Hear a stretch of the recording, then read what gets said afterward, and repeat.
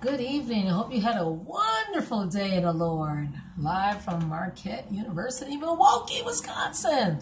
To God be the glory. We are in the 16th chapter of Leviticus, I believe. Yes.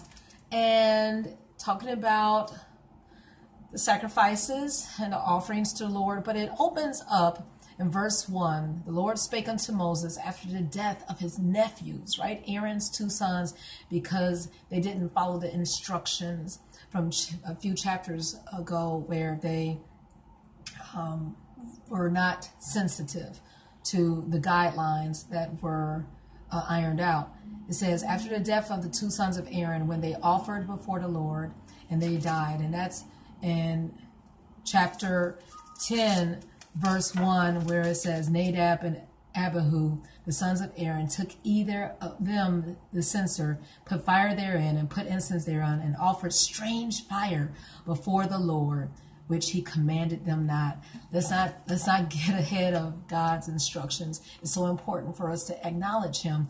And after today, I was like, Lord, my prayer is for you to just make my son sensitive to your leading in every way. And I'm not going to be here, of course, but he's going to be here. And I just want he to be in God's perfect will, as any parent would ask the Lord to honor that. And in verse 29 of Leviticus 16, it's talking about the day of sacrifice that is to be kept perpetually every year. In verse 29 it says, it shall be a statute forever unto you, that in the seventh month and the seventh month on the 10th day of that month ye shall afflict your souls and do no work at all, whether it be one of your own country or a stranger that sojourneth among you. And whose birthday would you think that would be? Yeah, where they wouldn't do any work at all. It's called the Sabbath of Sabbaths. Yeah, right. And my son takes that literally because he, at every occasion, does not want to do work, right? Idle, we were talking about that as far as dawdling and sauntering and idling. And yeah, so he takes that literally, but we want the verse 30 to be his testimony. For on that day shall the priest make an atonement for you to cleanse you, that he stay clean on this campus, that the Lord will preserve him, that he may be clean from all the sins before the Lord.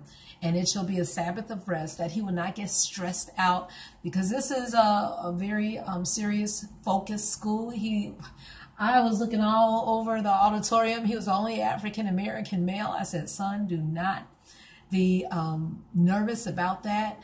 The Lord brought you to this campus for a reason, and he has plans for you, not to harm you, but to give you an expected end. So walk in it and know that God is going to get the glory out of you, and he's going to do that for all of our loved ones as we consecrate. And that's in verse 32.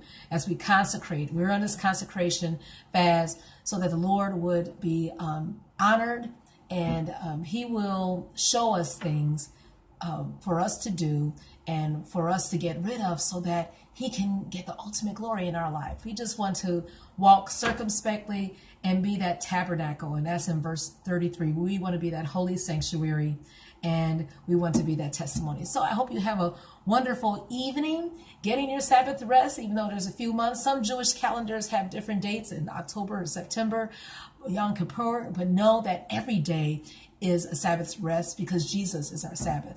Have a wonderful evening in the Lord, and know that you are his tabernacle and sanctuary. Good evening.